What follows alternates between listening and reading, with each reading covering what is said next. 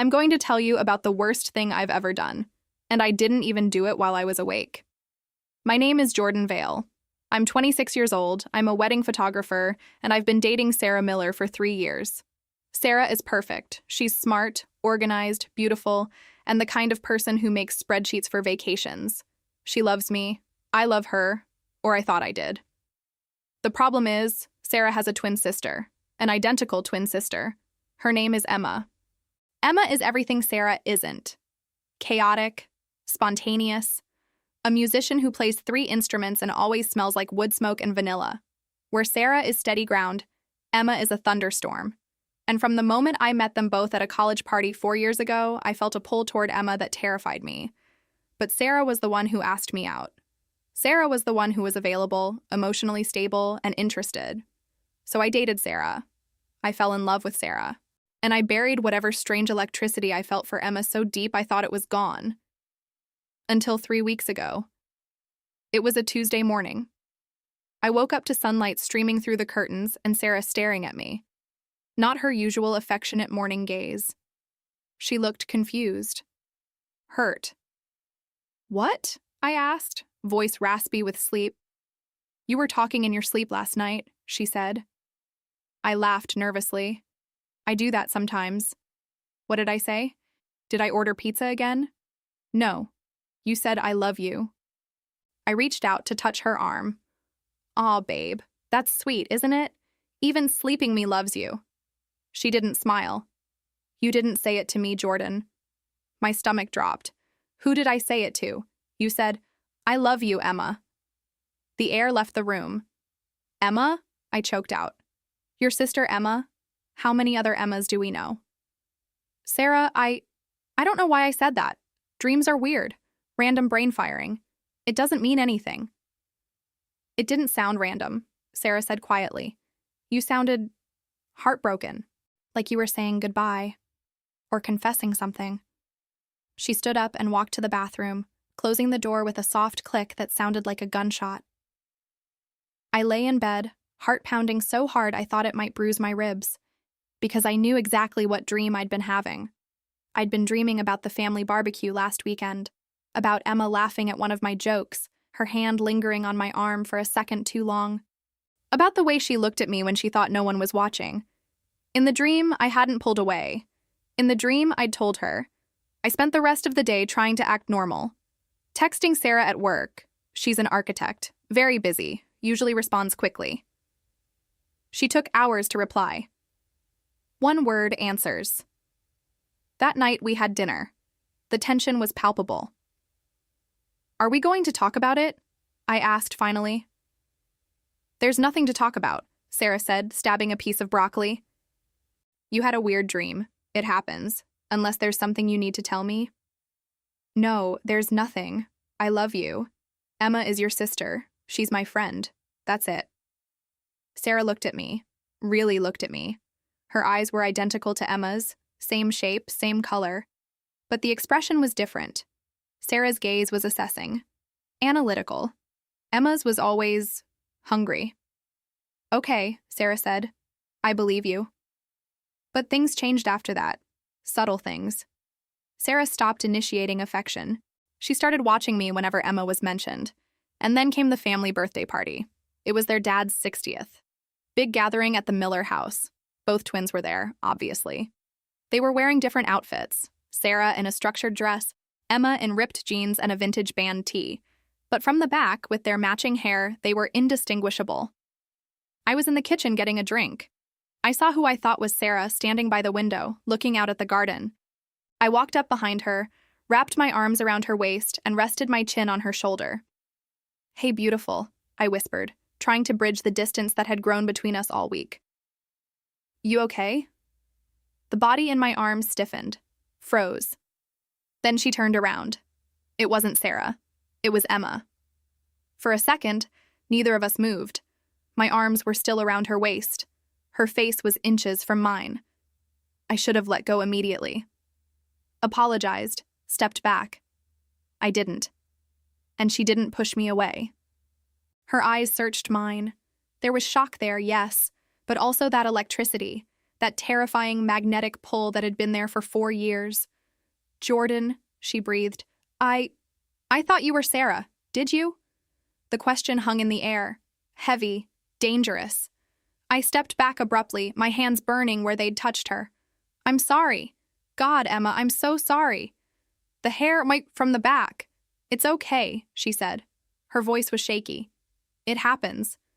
But the way she looked at me, it wasn't the look of a sister-in-law forgiving a mistake. It was the look of someone who had just felt the same voltage I had. I fled the kitchen, ran right into Sarah in the hallway. "You okay?" Sarah asked. "You look like you saw a ghost." "Just heat," I lied. "Need some fresh air?" I went outside and stood in the cool night air, shaking. I had just hugged my girlfriend's twin sister, and for one split second, I hadn't wanted to let go. And she hadn't wanted me to either. The next week was torture. Sarah installed a sleep recorder app on her phone. "Why?" I asked, watching her set it up. "Just curious," she said lightly. "Want to see if you say anything else interesting." Every morning, she'd check it.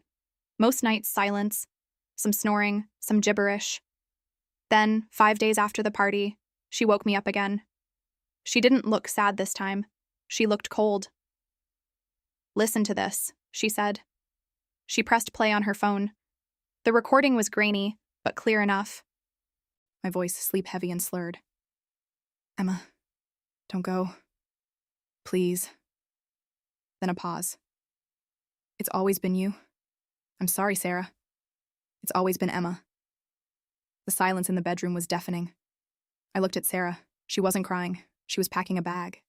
"Sarah, wait. Don't," she said. "Just don't. It's just a dream. It's subconscious nonsense." "Is it?" "Because you hugged her in the kitchen at Dad's party. I saw you. I saw how you looked at her. I saw how she looked at you." "And now this? It's always been you?" "That's not a dream, Jordan. That's a confession. I didn't do anything. I never cheated on you. Not with your body, but with your heart, with your mind. You've been in love with my sister this whole time, haven't you? No, I love you. Do you? Or do you just love that I look like her but I'm safe? That I'm the one who chose you while she was off being wild? That hit me hard, because there was truth in it.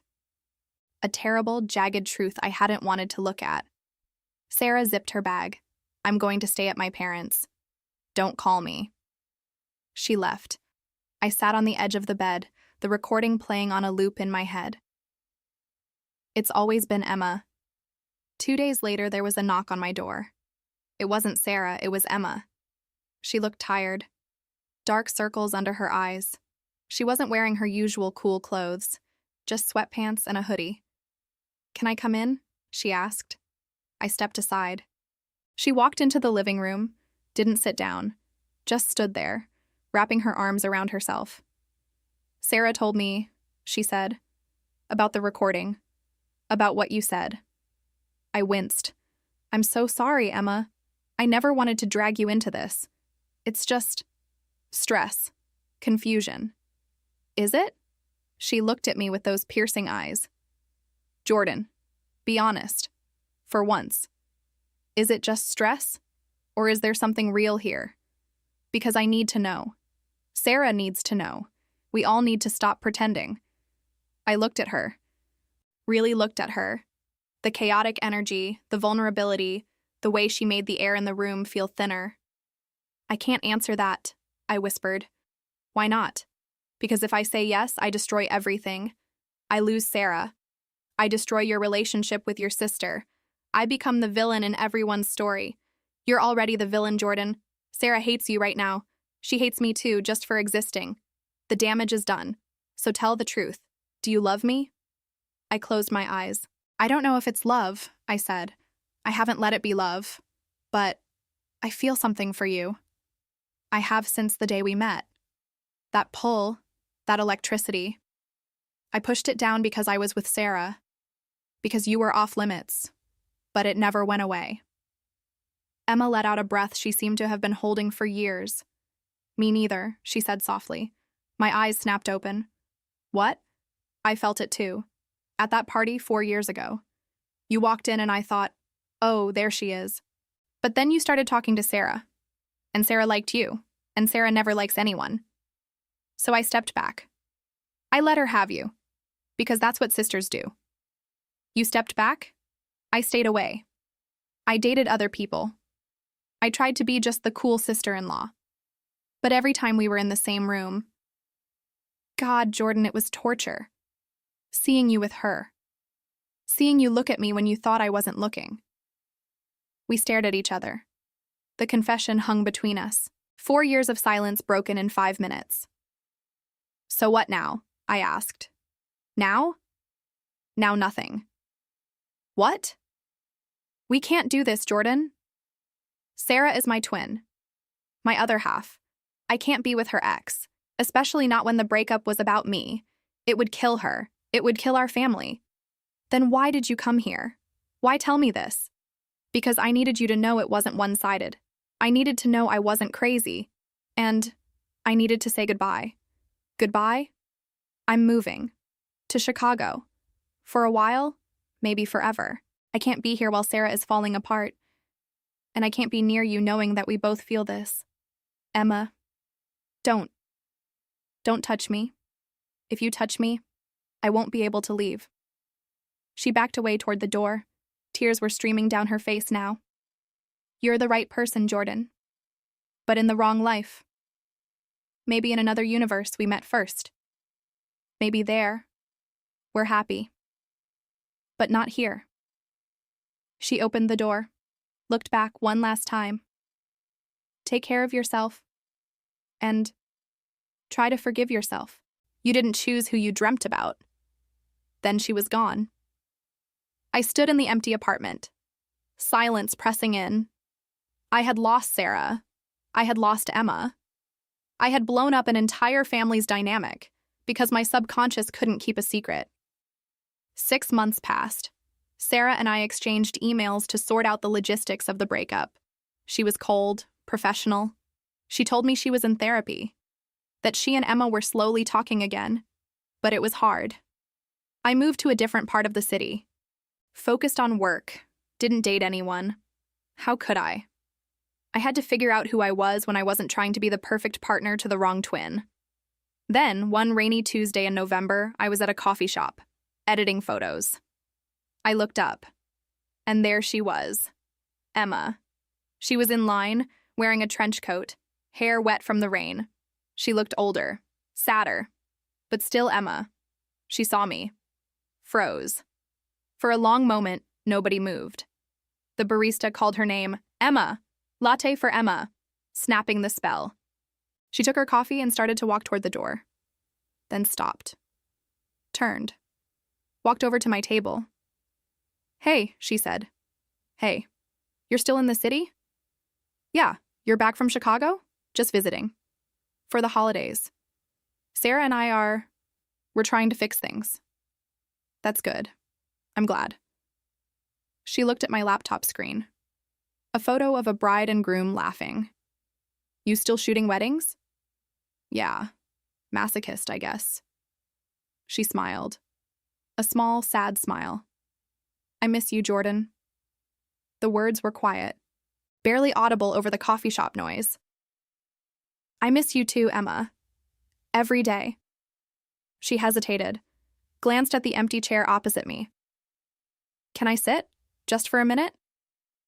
I shouldn't say yes. It was dangerous. It was complicated.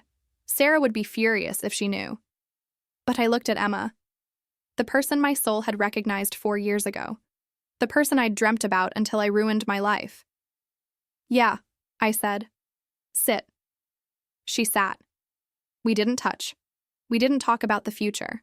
We just drank coffee and watched the rain. But her hand was on the table inches from mine, and the electricity was still there.